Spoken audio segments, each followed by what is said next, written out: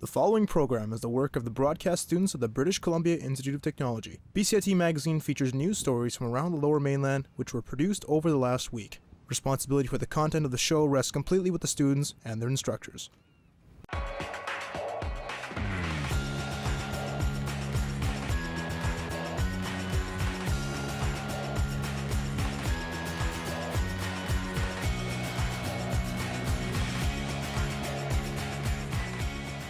Today on BCIT Magazine. No longer facing deportation, one Langley man finally spent the holidays at home. One Vancouver woman is seeking a different approach to her education. And Vancouver teachers promote trades careers for girls.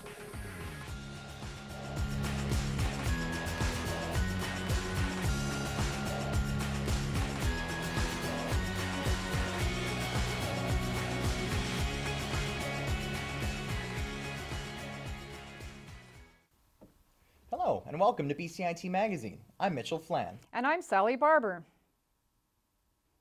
The local man who avoided deportation by seeking sanctuary in a church was able to spend the holidays at home. Travis Prasad caught up with Jose Figueroa to see how he spent his first few weeks of freedom and what he has planned for the days ahead. Walking freely, Jose Figueroa is back home. Being home and with the family is something that I have missed for so long. The holidays, like I said, it was the best Christmas that we had in a long time, and just being together with the family, it was just fantastic. But he says more legal challenges lie ahead, so he can't relax just yet. There is this apprehension of what the future might come. We're still working on the different processes to finalize the landing. In 2010, the Canadian government called for Figueroa's deportation, citing his ties to a former El Salvadoran rebel group. As a result, Figueroa sought sanctuary in 2013 here at the Walnut Grove Lutheran Church. Last December, he got this reprieve from Canada Immigration. There are sufficient humanitarian considerations in your case to warrant an exemption. Your application for permanent residence will now be processed. That letter led to this. Here's Figueroa 3 weeks ago taking his first steps outside of the church in over 2 years.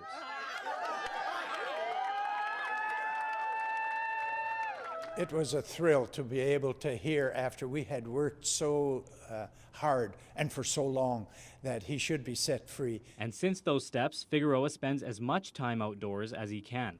He's now preparing for law school, and for good reason. I think that this is a great opportunity to do something to basically be better prepared for the challenges that are coming up. Travis Prasad in Langley for BCIT Magazine. Next week, BCIT students will be given the chance to vote on the fate of the UPass program on campus. Allison Croker has the story. If you're a student at BCIT, you may have seen posters like this one around campus.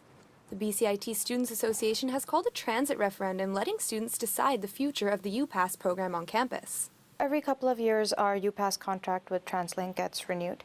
The new contract lays out a price increase of $1.50 per month for the first year and another $1.50 increase the year after. This would bring the monthly fee from the current $38 per month to $41 by 2017. We were expecting a more significant increase in the UPass rate, but we were happy to see that it's a very minimal increase. If the students vote yes, the UPass fee goes up. If they vote no, the program will be cancelled. The UPass fee is built into tuition for all full-time students with no option for opting out. How do you get to school every day? But mostly by bus. I drive. Usually transit. I carpool with a friend because I live in Ladner. But many students who don't even use their UPass still support the program. The last referendum was in 2013 when 91% of students voted in favor of a fee increase. The last fee increase that we saw was a significant one, but even then UPass is something that's really popular with students, so we got support from students on that since we still have the program. Students can vote in the referendum online from January 18th to the 22nd. Allison Croker in Burnaby for BCIT Magazine. Careers in trades are often dominated by males, but a few Vancouver teachers are wanting to change that stereotype by a new campaign called Like a Girl. Tara Harvey brings us more. You can do anything like a girl. That's the message Vancouver teachers are trying to send to female students like Riley McBride. It's all part of a new program introducing them to the trades. Basically, it just takes girls out on field trips to explore the trades, which is a really good idea, I thought, because a lot of people are really uncomfortable when it's like a majority of a male class. A group of Vancouver teachers originally made it their goal to increase the number of students in trades programs, but over the last year, that focus has shifted specifically to girls. Particularly for girls, I don't think it's something that they would necessarily consider as a first option. And as I say, that there's such a need for skilled trade workers that opportunities are tremendous. According to Work BC, there are currently more trades workers leaving the workforce than there are joining. And by the year 2024, the province is expected to need thousands of trades workers who start in classrooms like this one. In fact, 100,000 jobs are expected to open up in the LNG sector alone, with demand peaking in 2018. Everything from pipe fitters, welders, and carpenters. Teachers say if a field trip gets even one girl interested in the trades like McBride, they're happy. After the plumbing trade that we went on, I was definitely really excited about it. I was like, wow, this is actually a really great trade. It pays really well, and they're definitely needing people for it as well. The program will take groups of girls to explore 4 different trades this year.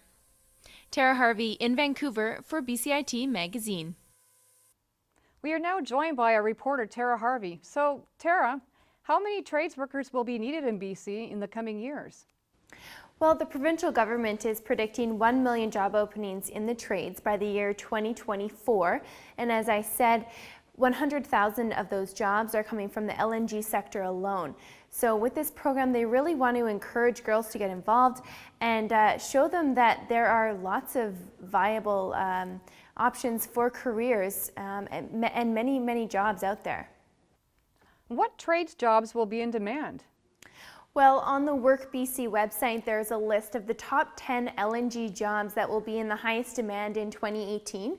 Some of those include pipe fitters, welders, and carpenters, just to name a few.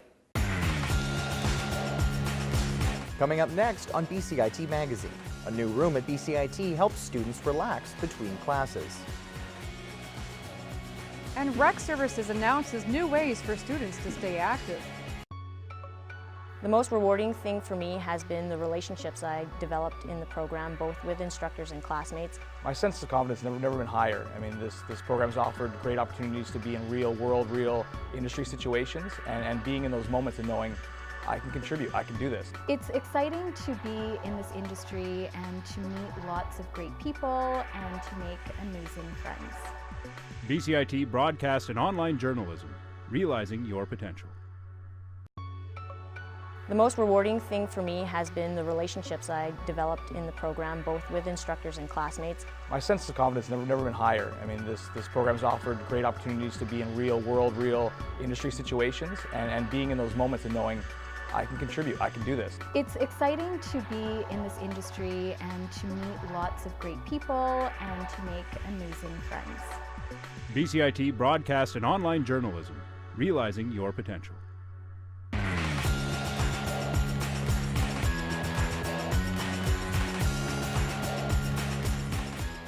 We now have our host Allison Croker with yoga teacher and health expert Caroline McGilvery to give us some useful information about practicing yoga. We're joined now by Caroline McGilvery, who has some ways for us to stay healthy in 2016. Thanks for joining us, Caroline. Thank you very much for having me here. So tell us, what are some of the benefits of doing yoga? There are so many benefits for doing yoga. It gives us a lot of energy. It also helps balance out our body, mind, and spirit. And I'd say my favorite part is it reduces stress, builds core strength, builds flexibility, and also helps with balance. All of those things help lead to longevity, which I don't know about you, but I want to live for a long time and be healthy while I'm doing it. Great. So what are some yoga poses that are good even for beginners? I'd say starting with beginners, as long as they've gotten an okay from their doctor and it's okay to start a program. Otherwise, there's other variations. But some of my personal favorites are cat-cow, which is really good for lengthening out the back, being able to massage the back, which a lot of people do have lower back aches and sometimes have neck issues. I call it text next, just for I'm doing too much texting. As well as that, we also have, of course, downward facing dog, which is another popular mainstay in terms of yoga. That one is a great one for lengthening out the back again, but as well lengthening out the backs of the legs, the hip flexors. It's one of my personal favorites. As well as that, a three-legged downward-facing dog where we have the option of stacking the hips one on top of the other. And what is lovely about that is it opens up the hips, and in today's society we spend a lot of time sitting, so being able to open up hip flexors is wonderful for our hip health, but as well as that, it's also really good on a Chinese medicine level, because I also do Chinese medicine. It's also really good for our creativity. Great. Well, thank you so much for joining us today, Caroline. Thank you. I'm excited. Anytime I get to talk about yoga, it makes me happy. Well, those were some really good tips. Well, spring semester is up in full swing, and BCIT Rec Services has some new activities for students to stay in shape. Chris Brentlinger-Grant has more.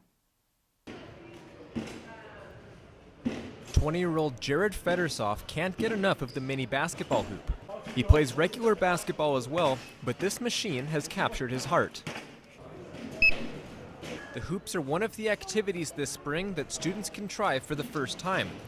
The lobby is also home to a putt-putt golf green as well.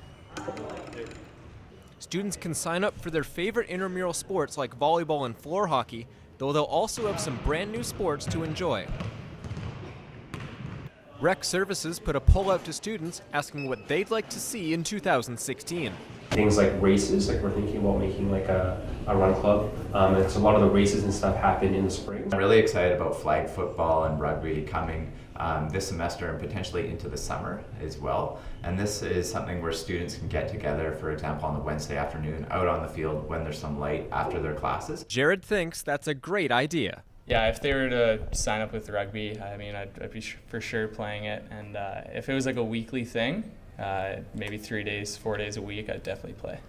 Some students think this is a fourth squash court, but in fact it's a 15-foot climbing wall. If you haven't tried it, you can start January the 18th. The sign-up deadline for intramural sports is next week, so if students want one of these, they're encouraged to grab some friends like Jared and get out there. Chris Brentlinger-Grant, Burnaby, BCIT Magazine.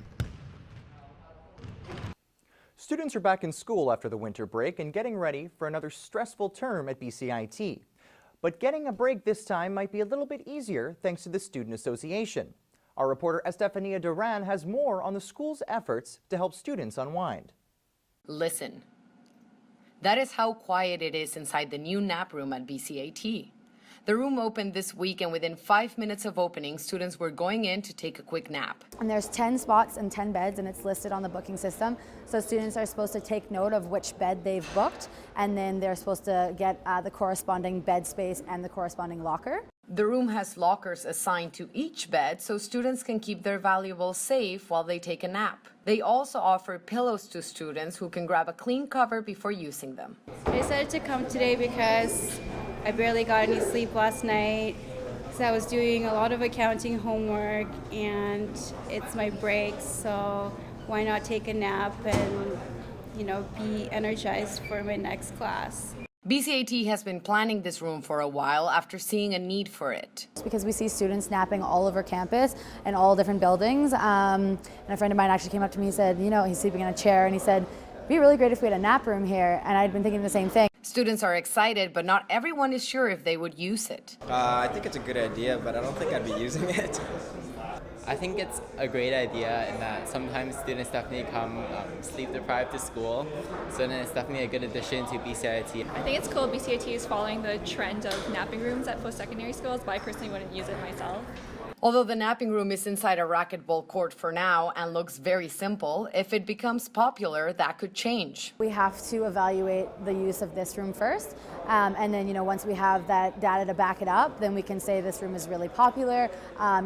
Students are sleeping most around this time, and then hopefully we could get more funding through BCIT and maybe the Student Association again as well. So now students have a space where they can leave the noise of school behind. Estefania Duran in Burnaby for BCIT Magazine. Our reporter Estefania Duran joins us now to tell us a little bit more. Estefania, what has been the general reaction to the new room? Yes, well, actually, students are very happy so far with the idea. It seems they already had quite a few bookings the moment it opened its doors. The only thing students were saying is that it doesn't feel very private because all of the mattresses are looking to each other, as well as there's a glass door that looks into the rec room. However, when we asked Hannah Beeler, she explained that this is mainly because of safety reasons. They couldn't have a very dark room, hence the glass door, and hence why they thought this room would work perfectly. And what we saw from the story, it seems that students can book it fairly easily online. Is that correct? Exactly. What they were saying is that they're using the same system that they use to book other rooms, for example, when you want to book a study room. So this will have the same thing, and they're asking students to arrive early and respect it just as they would when they actually book a study room. Back to you. As we step into the new year, many groups are driven to make a difference. Union Gospel Mission Streetlight is doing just that in the downtown east side. Rana Sodai has more.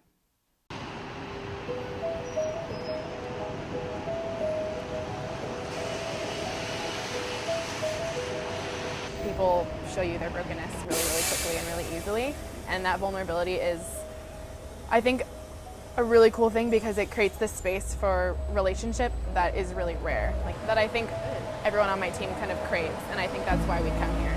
Hey, how's it going? Well, good. Good. What's your name? Charlie. Charlie. Nice to meet you, Charlie. I'll shake your hand. I'm Maddie. Say that now. Oh, and are you gonna prove me wrong or what? There's not enough beds often in a lot of areas, and so often they just won't try because they're like, I've tried so many times and they always get turned down. Or what's also really common is that they don't like shelters because they're dirty or there's too many people around, and they had a bad experience once or something, and so they're just turned off from shelters in general.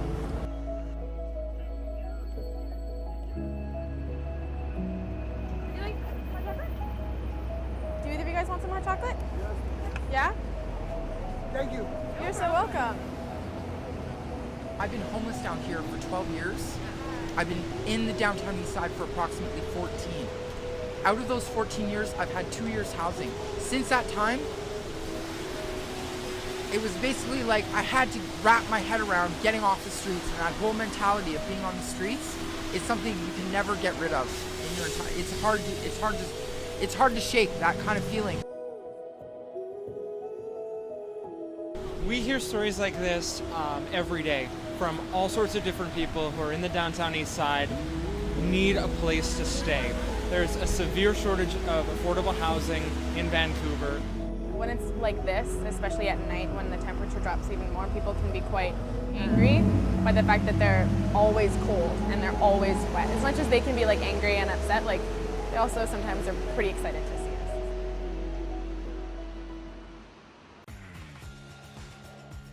Coming up next on BCIT Magazine, concerns are being raised about the inquiry on missing Indigenous women. And a former BCIT student runs to help not only himself, but others in the community.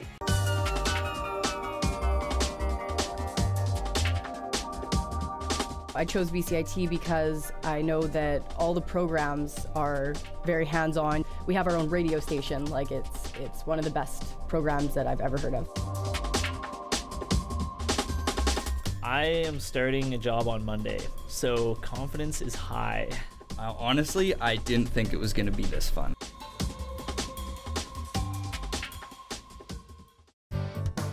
Standby graphics, ready, camera one. If you want to experience the fast-paced world of news, today on BCIT Magazine, striking. Make magic on a movie set. Frame. And action. Or bring your creative ideas to life. BCIT's hands-on training will get you started. BCIT Television and Video Production. Your possibilities start here.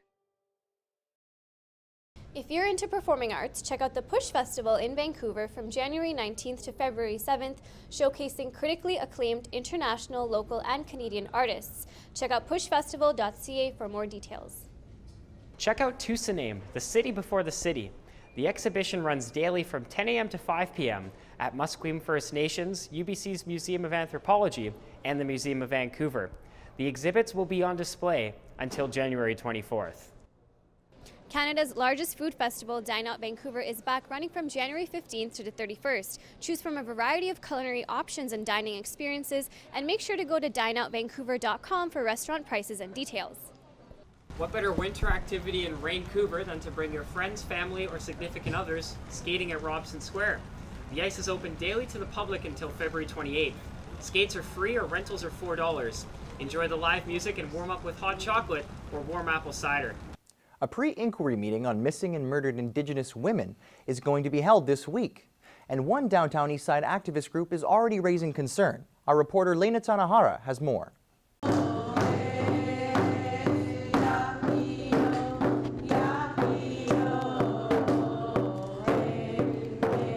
The Women's Memorial March Committee is criticizing the way the government is shaping its national inquiry. The group is most concerned that the inquiry is too focused on the victims' families, as some of the victims' families may have been the source of abuse. What we see is that those of us in the Memorial March Committee in the downtown east side of Vancouver were not attached to families. On December 8th, the Liberal government announced that it would be launching a national inquiry into the number of missing and murdered Indigenous women. This follows through on their election campaign. But the Downtown Eastside Women's Group doesn't seem too optimistic. We don't want the status quo. We want Indigenous women's voices to be in the forefront, and we don't want lip service being paid to Indigenous women's leadership. The committee also said systemic racism is a large, ongoing problem that must be addressed. It argued that Indigenous women must constantly overcome their stereotype as prostitutes. I want you to remember that these women had names. They had an identity.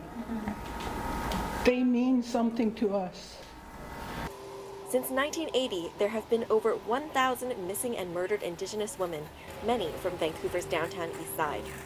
Lena Tanahara in Vancouver for BCIT Magazine.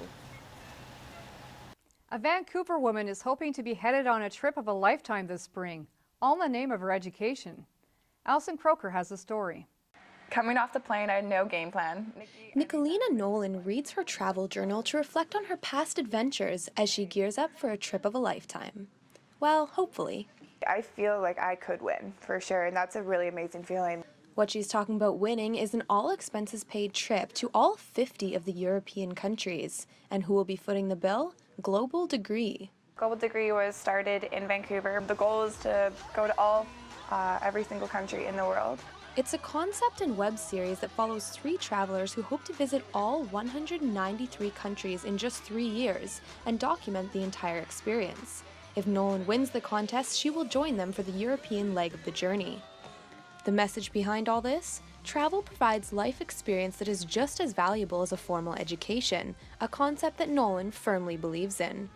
I've gone to school for hairdressing. I keep thinking about what I want to go to school for, and I'm 20, but I have no idea what I want. But I know that traveling I think that's going to be my way of understanding who I am.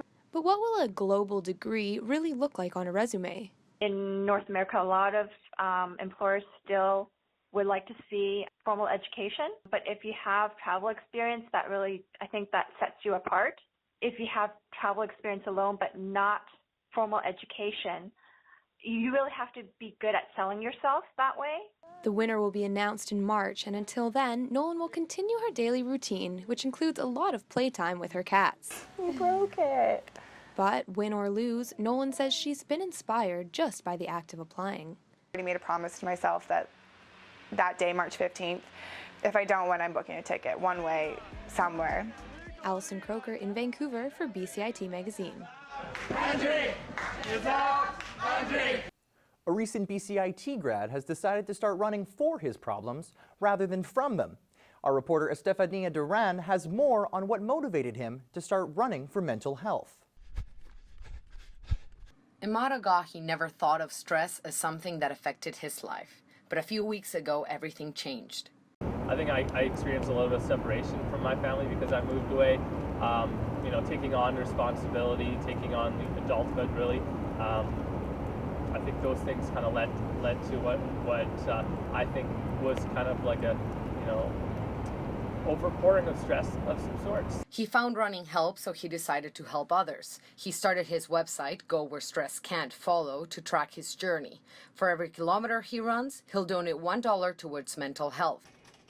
The health and wellness coordinator at BCIT says students face a lot of pressure after graduation. Going into the workforce, obviously making ends meet is extremely difficult, especially in our economy right now. It's not as easy as it used to be to find a job right away. Rent is high, supporting a family is even a harder struggle. So life can be tough these days, and mental health is extremely important. And finding something that keeps you happy and healthy is one of the best investments you can make in yourself. So far, Agahi has run more than 56 kilometers in 13 days. He says the money is a bonus, but it's really about making people conscious of their mental well-being. But I think stress kind of slides under, a bracket that not many people look at, and everyone's affected by it. Agahi hopes his running will inspire others to lose themselves in doing something they love. Estefania Duran in Vancouver for BCIT Magazine. In the hockey world, the Vancouver Canucks are currently on a 6-game road trip. They finished off a 7-game homestand last Monday night against the Florida Panthers. And that win ended the Panthers' franchise record 12-game win streak. The Canucks aren't playing at home again until January 26th. If you have any questions or comments regarding this program, please visit us online at bcit-broadcast.com or bcitbroadcastnews.ca. I'm Sally Barber. And I'm Mitchell Flan. That's today's show. Thanks for watching. We now leave you with footage of students enjoying BCIT's rec services.